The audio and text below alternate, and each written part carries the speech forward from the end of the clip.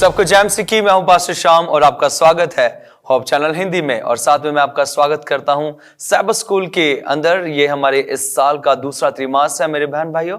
और इस त्रिमास के अंदर हम देख रहे हैं महान विवाद को, और महान विवाद के अंदर हम पढ़ रहे हैं 5वें अध्याय को। आइए हम सब इस अध्याय की शुरुआत करते हैं। और हमारे बीच में है हमारे अतिथिगण। मैं आप सबका स्वागत करता हूं। सबको जय मसीह की। मैं हूं Shrimati Deepika. Praise the Lord. मेरा नाम है पास्टर जयंत राजन। आप सभी को प्रभु यीशु मसीह के नाम में सलाम। मेरा नाम है श्रीमती निरुपमा वॉर्ड। हालेलुया। मैं पास्टर आर्डन वॉर्ड। ये समय है कि हम अपने सैबथ स्कूल के अध्ययन में जाएंगे। और मैं रिक्वेस्ट करना चाहूंगा श्रीमती दीपिका जी से कि प्रार्थना में अगुवाई करें। आइए हम सब प्रार्थना में जाएंगे। धन्यवाद स्वर्गीय राजा प्रभु यीशु मसीह, हम आपका धन्यवाद करते हैं इन अच्छे पलों के लिए। अब्बा एक बार फिर से आपके चरणों में आते हैं जब प्रभु जी आपके वचनों की श्रृंखला बांटी जा रही है पिता, कि आपके प्रभु जी सारे बच्चे प्रभु यीशु मसीह आपकी प्रभु यीशु मसीह योजना के अंतर्गत शामिल हो जाएं, आपके वचनों के अनुसार चलने लग जाएं पिता। जब प्रभु यीशु मसीह हम इन वचनों की शुरुआत करते हैं, आप हमारे साथ होइएगा और हम सब की मदद कीजिएगा, ताकि जो भी आप बुलवाना चाहते हैं, सिखवाना चाहते हैं पिता, हम सब आपकी इच्छा के अनुसार उन कामों को करें। यीशु मसीह के नाम से मांगते हैं, आमीन। बहुत बहुत धन्यवाद। प्रिय दर्शकों, हम सब जो है इस सैबथ स्कूल के 5वें अध्ययन में है। और इसका जो शीर्षक है सभी बाधाओं के विरुद्ध विश्वास। कितनी भी बाधाएं आ जाएं, कितनी भी परेशानियां क्यों ना खड़ी हो जाएं, लेकिन आपका जो विश्वास है वो कहीं डगमगाना नहीं चाहिए। आइए हम आज का याद वचन पढ़ते हैं जो हमें मिलता है भजन संहिता 119वें अध्याय के 11वें वचन में, जो हमें कहता है 119वां अध्याय 11वां वचन, मैंने तेरे वचन को अपने हृदय में रख छोड़ा है कि तेरे विरुद्ध पाप ना करूं। आमीन। ये बहुत ही प्यारा वचन है कि परमेश्वर का वचन जो है हमसे ये कह रहा है कि हे परमेश्वर, तेरे वचन को हमने अपने हृदय में रखा है। और आज हम जो देख रहे हैं इस वचनों के अंदर, इस अध्ययन के अंदर, यहां पर एक बात आती है एक ऐसे इंसान की जिसका नाम फिलिप है। और इसने एक किताब लिखी जिसका नाम है द एम्प्टी सेल्फ। और इस किताब के अंदर उन्होंने कुछ ऐसी बातों को लिखा कि कई लोग जो थे उद्देश्यहीन थे और कई लोग थे जो उद्देश्य के साथ जी रहे थे। लेकिन जो उद्देश्य के साथ जी रहे थे उनके लिए जीना जो था बहुत जरूरी था। और उनके लिए जीने के लिए एक उद्देश्य था, और वो उद्देश्य था परमेश्वर का वचन। और हम देखते हैं कि किस तरीके से जो है उनके पास जो परमेश्वर का वचन था, उस परमेश्वर के वचन के अनुसार वो अपने जीवन को बिता रहे थे। और वचन के साथ ही वो अपने जीवन के अंदर आगे बढ़ते हैं। आगे देखते हैं हम, केवल परमेश्वर का वचन इस संसार के अंदर, यहां पर जितने भी आगे बढ़े हैं, जिस तरीके से हमने बात करी पिछले अध्ययनों के अंदर, जो उस समय मध्य वर्ग के मध्य समय के अंदर, उस काल के अंदर जो उठे लोग जिन्होंने परमेश्वर के कलाम को बांटना चाहा, जिन्होंने परमेश्वर के वचन को दिया, जानते वो एक विश्वास था उनके अंदर कि हमने परमेश्वर के वचन को लेकर साथ चलना है। और उन्होंने एक वचन जो था अपने हृदय में रखा, जो कि हमें मिलता है पहला पत्रस उसके पहले अध्याय के 23वें वचन में। कहता है, क्योंकि तुमने नाशवान नहीं पर अविनाशी बीज से परमेश्वर के जीवते और सदा ठहरने वाले वचन के द्वारा नया जन्म पाया है। आमीन। देखिए, ये वचन अपने आप में एक ताकत और सामर्थ्य दे रहा है।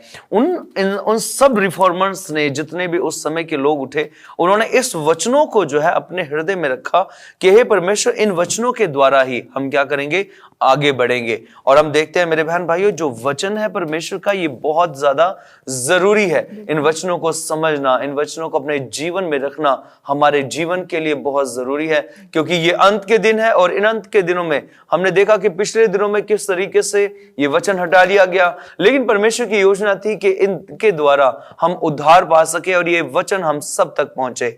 हम सब इस वचनों के अंदर जो है बने रहे, ये परमेश्वर चाहता है, क्योंकि ये जीवता वचन है जो हमारे जीवन में है। हम धन्यवाद करते हैं पास्टर जी, आपने बहुत अच्छे तरीके से इस बात को हमें बताया कि परमेश्वर के वचन के विषय में हम कैसे और सीख सकते हैं। क्योंकि जैसे हमने देखा भी कि मध्य युगीन लोगों ने अपने सारे सुख विलास की परवाह ना करते हुए सिर्फ एक काम पर ही जोर दिया, वो था परमेश्वर का वचन फैलाना। और जब हम देखते हैं परमेश्वर के वचन को आगे बढ़ाने के लिए, जो आज हमारी भी जिम्मेदारी है, प्रत्येक मसीहियों की जिम्मेदारी है कि हम कैसे अपने जीवनों में अपने जीवित परमेश्वर की इच्छा को पूरी करें। हम यहाँ पर देखते हैं दूसरा कुरिन्थियों 4 के 1 से 6 के अंदर यहाँ परमेश्वर का पवित्र शास्त्र किस रीति से हमें इन बातों का प्रकाशन देता है। हम देखेंगे यहाँ परमेश्वर का वचन कहता है, क्योंकि हम अपने को नहीं परंतु मसीह यीशु को प्रचार करते हैं कि वह प्रभु है। और फिर हम यहाँ देखते हैं और अपने विषय में वह कहते हैं कि हम यीशु के कारण तुम्हारे सेवक भी हैं। आज यहाँ पर हम देखते हैं कि हमें भी वचन के अनुसार अगर हम चलते हैं तो हम क्या हैं, परमेश्वर के सेवक कहलाने के योग्य हैं। और परमेश्वर का वचन साफ कहता है यहाँ पर कि जिसने कहा है कि अंधकार से ज्योति चमके। और जब हम इस वचन के अनुसार चलते हैं तो हम क्या है, अपने जीवन के अंधकार से निकलकर उस ज्योति में पहुंच जाते हैं जिस ज्योति में हमारा परमेश्वर विराजमान है। और हम देखते हैं कि प्रेरित पौलुस जो है सुसमाचार फैलाने के लिए अपने कार्यों में भारी बाधाओं में पड़ने के कारण भी फिर भी क्या है, वो आगे बढ़ते गए। बिल्कुल। और जैसे हम देखते हैं कि उनका विश्वास था कि परमेश्वर का वचन अंततः विजयी होगा, तो उन्होंने जैसी भी समस्याओं का सामना किया, अंतिम में उन्होंने वचन को ही जितवाया। और हम देखते हैं क्योंकि जैसा कि उन्होंने कहा भी था, हम सत्य के विरुद्ध कुछ नहीं कर सकते, केवल सत्य के लिए और सत्य के साथ ही हम सब कुछ कर सकते हैं। और हम देखते हैं यहाँ पर सुधारकों के विषय में, जिनके विषय में हम सीख भी रहे हैं, उन्होंने भी इस परीक्षण का सामना करना पड़ा और विश्वास के द्वारा परमेश्वर के प्रति वो सब वफादार भी निकले। और भारी बाधाओं का सामना करने के साहस के अंदर भी अगर हम देखते हैं, विलियम टेडल जी जो है उसका एक उदाहरण है।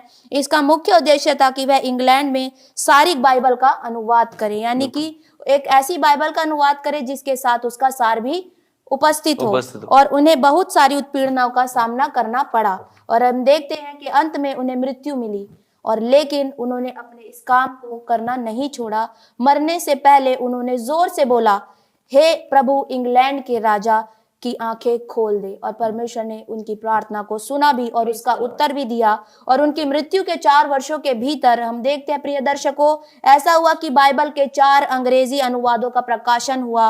और हम देखते हैं जब 1611 में किंग जेम्स संस्करण मुद्रित किया गया तो वहां पर इस काम को देखा भी गया और यह काफी हद तक टेडल के काम पर आधारित था। इस कार्य को तैयार करने वाले 54 विद्वानों ने टेडल के पहले से ही अंग्रेजी अनुवाद में काफी प्रेरणा दे दी थी जी। और हम देखते हैं दानियल 12 का 3 इस विषय में कहता है कि ऐसे सिखाने वालों की चमक आकाश मंडल सी होगी जो बहुतों को धर्मी बनाएंगे और हमेशा तारों के समान प्रकाशमान होंगे। और हम एक और परमेश्वर के वचन में देखते हैं, प्रकाशित वाक्य 14 का 13 में यहाँ स्पष्ट कर देता है कि परमेश्वर कहता है, लिख जो मृतक प्रभु में मरते हैं वे सबसे धन्य हैं और क्योंकि वे अपने सारे परिश्रम से विश्राम पाएंगे और उनके काम उनके साथ हो लेंगे। जैसा हमने देखा कि टेडल के विषय में और विद्वानों के विषय में भी कि उन्होंने परमेश्वर को नहीं छोड़ा, तो आज हम उनके विषय में सीख रहे हैं।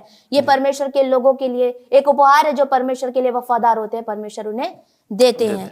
और हम देखते हैं कि प्रिय दर्शकों, जैसा कि हम सीख भी चुके हैं कि परमेश्वर के वचन को हमें बढ़ाना है, तो परमेश्वर के वचन के ऊपर जब हम बढ़ते हैं तो परमेश्वर यही चाहता है कि हम उसकी इच्छा को उसकी आमद तक पूरी करते रहें। परमेश्वर आप सबको आशीष दे। बहुत बहुत धन्यवाद आपके विचारों के लिए। प्रिय दर्शकों, आप कहीं मत जाइएगा क्योंकि आपसे मिलते हैं हम एक छोटे से ब्रेक के बाद।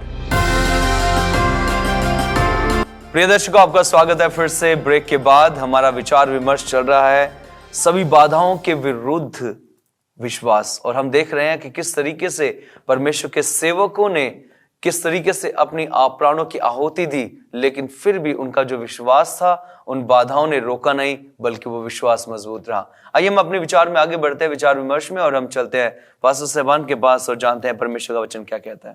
इस बार का जो शीर्षक है मंगलवार का, आत्मा से समझना। इसमें बताया जा रहा है कि मार्टिन लूथर एक बार लाइब्रेरी में अध्ययन कर रहे थे जी। उनके हाथ में एक किताब लग गई जी, और जब उन्होंने उसको पढ़ना शुरू करा तो वो उससे काफ़ी ज़्यादा प्रभावित हुए। और बताया जाता है कि वो थी बाइबल, जो कि लैटिन भाषा में लिखी हुई थी।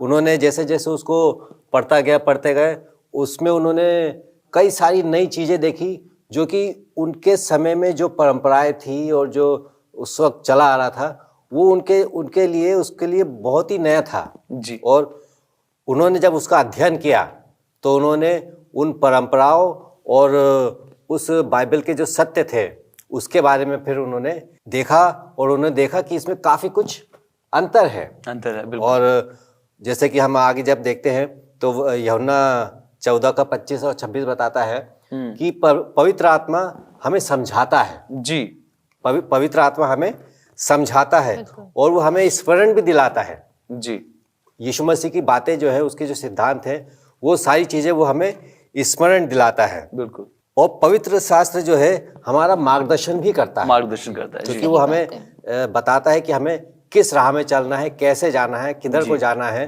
क्योंकि अगर हम दानियल और रेवलेशन की जब किताबें पढ़ते हैं जी, बिल्कुल। तो उसमें भविष्य के बारे में बताया जा रहा है। और जब हमें भविष्य के बारे में पता होता है तो हम जानते हैं कि आगे आने वाले समय में हमारे साथ क्या होने होगा। वाला है। बिल्कुल, इसमें एक वाक्य बताया जा रहा है कि एक रिफॉर्मर्स थे, जॉन नॉक्स, जी, वो और स्कॉटलैंड की जो रानी थी, क्वीन थी मैरी, उनके बीच में जब वार्तालाप हो रहा था तो उन्होंने रिफॉर्मर से पूछा कि भाई आप जो बाइबल की व्याख्या करते हैं और जो दूसरी कलीसिया बाइबल की व्याख्या करते हैं, उसमें इतना जमीन आसमान का अंतर कैसे होता है। जी, मैं किस पर विश्वास करूं और इसका मेरा न्याय कौन करेगा। जी, वो समझ नहीं पा रही थी। जी, तो उन्होंने बोला कि बाइबल अपने आप में खुद व्याख्या करता है।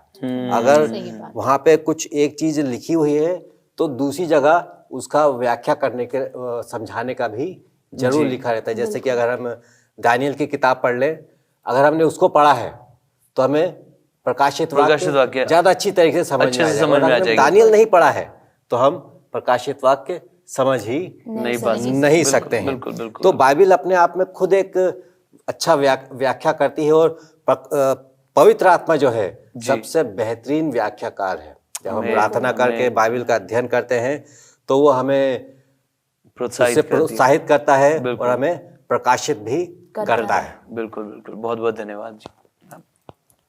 जैसे कि हम पढ़ रहे हैं, हम अध्याय 5 पे जा रहे हैं। जैसे जैसे आगे हमारा डिस्कशन बढ़ते जा रहा है, हम बहुत अच्छी अच्छी बातों को जानने पा रहे हैं। और यहाँ पे बहुत अच्छा, सभी बाधाओं के बावजूद विश्वास। तो जब हम विश्वास की बात करते हैं और विश्वास की अगर हम बात करते हैं तो विश्वास के साथ आता है अनुग्रह भी।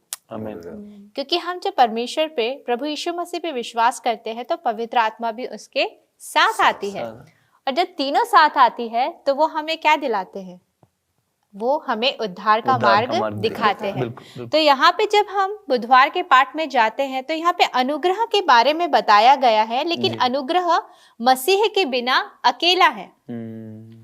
बिना हम मसीह के अनुग्रह बिल्कुल भी नहीं पा सकते। बिल्कुल। यहाँ पे अनुग्रह के बारे में बहुत अच्छी बातों को बताया गया है। अगर हम इफिसियों की पुस्तक पढ़ते हैं, रोमियो की पुस्तक पढ़ते हैं, तो वहां पे इतनी अच्छी अच्छी बाइबल्स की जो आयतें हैं हमें बताई गई है, जो हमें अनुग्रह के बारे में और ज्ञान की बातें बहुत गहराई के साथ सिखाती है। जी, बिल्कुल। अगर हम पढ़े इफिसियों की पुस्तक, उसका 2 अध्याय, उसका 8वां और 9वीं आयत, यहाँ पे परमेश्वर का वचन इस प्रकार से कहता है, क्योंकि विश्वास के द्वारा अनुग्रह ही से तुम्हारा उद्धार हुआ है और यह तुम्हारी ओर से नहीं वरन परमेश्वर का दान है और न कर्मों के कारण, ऐसा न हो कि कोई घमंड करे। तो यहाँ पे बहुत अच्छी तरीके से 8वां वचन हमें बताता है कि विश्वास के द्वारा ही क्या हुआ है, हमारा अनुग्रह से उद्धार हुआ है। अगर विश्वास नहीं है तो हमारे ऊपर ना अनुग्रह आएगा, और ना अनुग्रह है तो हमारे ऊपर विश्वास भी, जो साल्वेशन है, वो हमारे ऊपर बिल्कुल भी नहीं आएगा। यह मार्टिन लूथर के बारे में बहुत अच्छी आज्ञाकारिता के बारे में बताया गया है कि किस प्रकार जो मध्यकालीन युग में जो चर्चेस चल रहे थे वो किस तरीके से बेड़ियों से जकड़े हुए थे और वो परंपराओं में ही लगे हुए थे। वो नहीं जानते थे कि आखिरकार मोक्ष क्या है। अगर हम बहुत आराम से अगर इस पाठ के बारे में गहन अध्ययन करें तो मोक्ष को एक उपहार के बारे में यहाँ बताया गया है, और उपहार हम सभी को पसंद है, और उसके लिए ना मैंने जान दी है ना हम सभी ने जान दी है, लेकिन जान किसने दी है? प्रभु यीशु ने दी है। तो वो हमें एक उपहार मिला है, तो उस उपहार के लिए हमें क्या करना चाहिए? यहाँ मार्टिन लूथर ने उस समय के लोगों में जो सुधारक का कार्य था वहां पे वो उन्होंने किया, और मुक्ति का जो स्रोत था उसको उन्होंने खोजा और लोगों तक उस खोज को पहुंचाए कि आखिरकार उन्होंने वो प्रोटेस्ट किया, और प्रोटेस्ट होने के बाद उस जो मध्यकालीन की जो बेड़ियों से वो जकड़े थे उससे उनको आजादी मिली। और उनके ऊपर बहुत सारी इस दौरान समस्याएं, परेशानियां आई, उनको सजाएं भी मिली, लेकिन उन्होंने क्या किया? उस बातों को सहन किया, क्योंकि प्रभु यीशु मसीह ने मृत्यु को हमारे लिए सहन कर लिया था। तो यहाँ पे मध्यकालीन की जो जंजीरें थी, परंपराएं थी, बहुत सारी जो आपदाएं थी, लेकिन जो नए नियम की अगर हम बात करते हैं तो नए नियम से हमें वो खोज, वो मोक्ष, वो मुक्ति, वो उपहार मिलता है जो बहुत सारे लोगों के योगदान से आज हम यहाँ पे जानने पाते हैं। तो मैं आपसे बस इतना ही कहना चाहती हूँ कि जो हमें उपहार मिला है उस उपहार को भी हम दूसरों के साथ साझा करें और उसकी उपयोगिता को समझने वाले हो सके। बहुत बहुत धन्यवाद इन अच्छे विचारों के लिए। सच में ये एक उपहार जो है, ये हमें उन बाधाओं के बाद में एक उपहार मिलता है। देखिए, जो भी हम मेहनत करते हैं, मेहनत के बाद हमें मेहनताना जरूर मिलता है, और बाइबल भी कहती है कि मजदूर अपनी मजदूरी का हकदार है। तो जिस तरीके से हम आत्मिक सेवा कर रहे हैं प्रभु के साथ जुड़कर, जिस तरीके से हम अपना तन मन धन प्रभु को देकर उसके साथ खड़े हैं, तो प्रभु भी उपहार में हमें अपना अनुग्रह देता है, जिसके द्वारा हम प्रभु में उद्धार पाते हैं और वो मोक्ष में मिलता है। बहुत बहुत धन्यवाद आपके इन अच्छे विचारों के लिए। प्रिय दर्शकों, हमारे विचार यूं चलते रहेंगे, आप कहीं मत जाइएगा। मिलते हैं आपसे एक छोटे से ब्रेक के बाद। प्रिय दर्शकों, आपका स्वागत है फिर से ब्रेक के बाद, और हम विचार कर रहे हैं महान विवाद के इस अध्याय में, जिसका शीर्षक है सभी बाधाओं के विरुद्ध विश्वास। आइए हम अपनी चर्चा में आगे बढ़ते हैं और चलते हैं पास्टर आर्डन वार्ड जी के पास। थैंक यू भाई साहब। जैसा कि हम देख रहे हैं दर्शकों कि हम लोग पार्ट 5 में हैं, और यहाँ पे जो कहता है कि सभी बाधाओं के विरुद्ध विश्वास जी। और आज गुरुवार का जो कहता है वो है आज्ञाकारिता विश्वास का फल। देखिए, आज्ञाकारिता भी जो है बहुत ही ज़रूरी है, और अगर हम आज्ञाकारिता की बात करते हैं तो आज्ञाकारिता में क्या होता है? विश्वास आता है। बिल्कुल। और बिना विश्वास अगर आप नहीं है तो बिना विश्वास के बोलना चाहिए फल भी नहीं होता है। बिल्कुल, है ना? हम जानते हैं, अगर हम धर्मशास्त्र की बात करते हैं तो धर्मशास्त्र में बहुत सारे उदाहरण दिए हुए हैं। और हम जानते हैं कि एक माली जो है उसने एक पेड़ लगाया था, और उसका मालिक जब आता है तो वो देखता है उसमें कोई फल नहीं होते हैं, और फिर भी उसको क्या करता है? वो समय देता है। तो मेरे पे उसी प्रकार से यहाँ पे बताया गया है। अगर हम देखें यहाँ पे 2 आयतें जो दी गई हैं, जो कि रोमियो की पुस्तक उसका 3 का 27 से 31 और 6 का 15 से 18 दिए हुए हैं। इसको मैं आपके सामने पढ़ूंगा नहीं, लेकिन सिर्फ यहाँ पे जो है इसका एक सार जो हमको निकाला गया है, यहाँ पे सिर्फ यही बताया गया है कि उद्धार जो है वो प्रभु यीशु मसीह की धार्मिक्ता से है। आमीन। उद्धार जो है वो प्रभु यीशु मसीह की धार्मिकता से है। तो अब ये कैसे रिलेट कर रहा है आज्ञाकारिता से? क्योंकि प्रभु यीशु मसीह को हम जानते हैं परमेश्वर की योजना थी, और परमेश्वर ने प्रभु यीशु मसीह को इस संसार पे एक उद्देश्य के लिए भेजा था। और हम जानते हैं उन्होंने पूरे काम जो है बड़े ईमानदारी के साथ, पूरे विश्वास के साथ उन्होंने किया, क्योंकि वो परमेश्वर के प्रति आज्ञाकारी थे, है ना? इसलिए बोला जाता है कि एक आज्ञाकारी शिष्य होना बहुत ही जरूरी है। तो यहाँ पे हम देखते हैं, तो मेरे पे यहाँ पे एक बहुत अच्छा बताया गया कि उस समय जो है, जैसे कि हम मध्यस्थ समय की हम बात कर रहे हैं, तो उस समय जो है लूथर के समय की बात बताया जा रहा है कि एक बहुत ऐसी एक हवा चली थी, और उसमें प्रचार ये किया गया था कि लोग जो है अपने पापों को ना देखते हुए प्रभु यीशु मसीह को देखो। क्योंकि कई बार होता है कि मैं अगर अपने आप को देखूं, मैं अपने आप को अगर झांकूंगा तो मैं जानता हूं मेरे अंदर क्या है। और कई बार मैं अपने अंदर अगर देखता हूं तो मेरे अंदर बहुत सारी बुराई हो सकती है, मेरे अंदर बहुत सारा गुस्सा हो सकता है, या मैं कई बार ऐसा लगता है मैं अपने अंदर की अगर बात करूं तो मैं उस काबिल नहीं हूं कि मैं कुछ कर सकूं या कुछ आगे बढ़ सकूं, अगर हम प्रभु यीशु मसीह के बारे में बात करते हैं तो। लेकिन जब हम प्रभु यीशु मसीह के बारे में बात कर रहे हैं तो प्रभु यीशु मसीह की ओर देख से हमें एक आशा मिलती है। आमीन। क्योंकि प्रभु यीशु मसीह ने जो चीजों संसार में रहते हैं उन्होंने किया, वो जो है यहाँ पे इसलिए वहां पे बता रहा है कि लूथर जब इन सब चीज को कह रहा था तो वहां पे उसकी एक मीटिंग में जो है जॉन वेस्ली करके जो है वहां पे आए जी। और वो जो है उन्होंने जब उन्होंने वहां पे प्रचार हो रहा था तो उन्होंने भी जो है उसको सुना, और उस प्रचार ने उनके जीवन को पूरी तरह से बदल दिया। तो वहां पे उन्होंने क्या सीखा?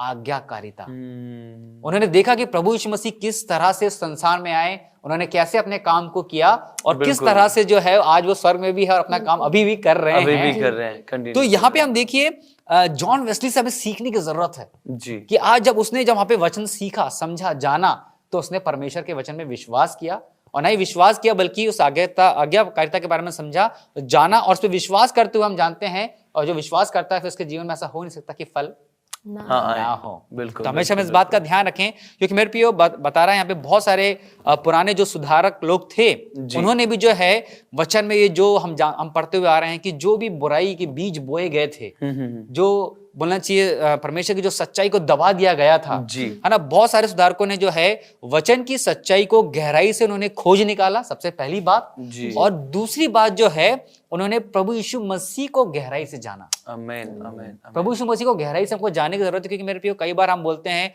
यूहन्ना 3:16 सबको याद है, बिल्कुल लेकिन हम जानते नहीं कि उसकी महत्ता क्या है, बिल्कुल वो हमारे लिए क्यों वो जरूरी क्यों है हमारे लिए, बिल्कुल, बिल्कुल। क्यों उसको बोला जाता है कि आप बचपन से इसको क्या करो, अपने बच्चों को सिखाया सिखाएं, क्यों बोला जाता है।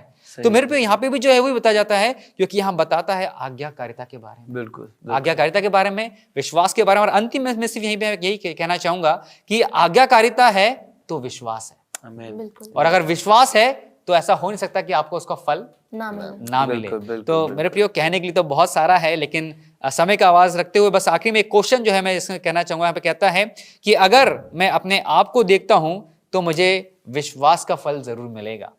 तो मैं अगर अपने आप को देखूं और मैं प्रभु यीशु मसीह में विश्वास करूं तो इस बात का हम ध्यान रखें कि इसका फल मुझे मिलेगा। जरूर मिलेगा। बहुत बहुत धन्यवाद इन अच्छे विचारों के लिए। सच में ये बहुत जरूरी है, आज्ञाकारिता हमारे जीवन में होना ही बहुत जरूरी है। फिलिपियों की पुस्तक में लिखा है कि यीशु मसीह यहाँ तक आज्ञाकारी हो गया कि उसने क्रूस की मृत्यु को भी सह लिया। लेकिन आज हमारे पास ऐसा कुछ नहीं है कि हमें क्रूस पे चढ़ना है, लेकिन बस उसके वचनों में जाना है। यहाँ पर पास्टर राजन जी मैं आपके पास आना चाहता हूँ और यहाँ पर एक सवाल आपसे बस पूछना चाहता हूँ। यहाँ पर कहते हैं अनुग्रह और व्यवस्था का अगर तालमेल देखते हैं, विश्वास और भले कामों के द्वारा कैसे बिठा सकते हैं? अनुग्रह और व्यवस्था का तालमेल, विश्वास और भले कामों के द्वारा कैसे इनका जो तालमेल हम बैठा सकते हैं?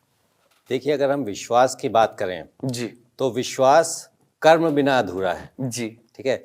और जब तक हम कर्म नहीं करेंगे तो हमारे अंदर हम वो विश्वास नहीं जगा सकते, क्योंकि अगर हम प्रार्थना कर रहे हैं बरसात के लिए, जी ठीक है, और अगर हम छाता ही ना लेके जाएं तो हमारा विश्वास ही नहीं है। विश्वास ही नहीं है। बिल्कुल। तो उसी तरह से जब हम वचन को मानते हैं तो वो बताता है कि हाँ हम विश्वासी हैं। विश्वासी और जब हम विश्वासी होते हैं तो हम वचन यीशु मसीह की बाइबल में लिखी हुई आज्ञाओं को मानते हैं बिल्कुल। और उसी के आधार पर हमें क्या मिलता है? जी। उपहार मिलता है, उपहार मिलता जो कि उद्धार का जो उपहार है जी। वो मिलता है। जैसे कि प्रकाशित वाक्य में लिखा है 14:12 में, हाँ जी। पवित्र लोगों का धीरज इसी में है जो परमेश्वर की आज्ञा को मानते हैं और यीशु पर विश्वास रखते हैं। बिल्कुल, बिल्कुल। आज्ञा और विश्वास, विश्वास। ये दोनों यीशु से जुड़ी हुई हैं। बिल्कुल बिल्कुल। और हमें अनंत काल का उपहार कौन देता है? प्रभु यीशु मसीह। यीशु मसीह। बिल्कुल बिल्कुल बिल्कुल। बहुत बढ़िया, बहुत बहुत धन्यवाद इन अच्छे विचारों के लिए। ये एक विचार विमर्श चला है कि हमें जो है कितनी भी बाधाएं क्यों ना आ जाएं, विश्वास से हमें डगमगाना नहीं है। जिस तरीके से हमारे जो पुराने रिफॉर्मर्स रहे हैं, उन्होंने किस तरीके से अपने जान की आहुति दी है, लेकिन अपने विश्वास से नहीं डगवाया। मैं आपका धन्यवादित हूँ। आइए हम इस आज के साबत स्कूल के लेसन को अंत में जाएंगे और मैं रिक्वेस्ट करना चाहूँगा पास्टर राजन जी से प्रार्थना में अगुवाई करें। प्रार्थना करेंगे। जीवित आसमानी पिता परमेश्वर, धन्यवाद करते हैं अध्ययन के लिए कि हमने सीखा कि हमारे सामने भले ही कितनी बाधाएं आ जाएं, कितनी ही परेशानियां आ जाएं, लेकिन हमारा विश्वास ही है जो हमें आपके साथ बनाए रखता है। हमें सामर्थ्य प्रदान करना है परमेश्वर, ताकि हम सभी को सामर्थ्य प्रदान करना, ताकि हम उस विश्वास से डिगे ना, बल्कि और स्थिरता के साथ खड़े रहें। विनती यीशु के नाम से करते हैं, आमीन। बहुत बहुत धन्यवाद पास्टर जी, आप सबका धन्यवाद हमारे साथ स्टूडियो में जुड़ने का, और प्रिय दर्शकों आपका भी धन्यवाद इस अध्ययन को सुनने के लिए। हम आपसे मिलते हैं अगले अध्ययन में, तब तक आप सबको जय मसीह।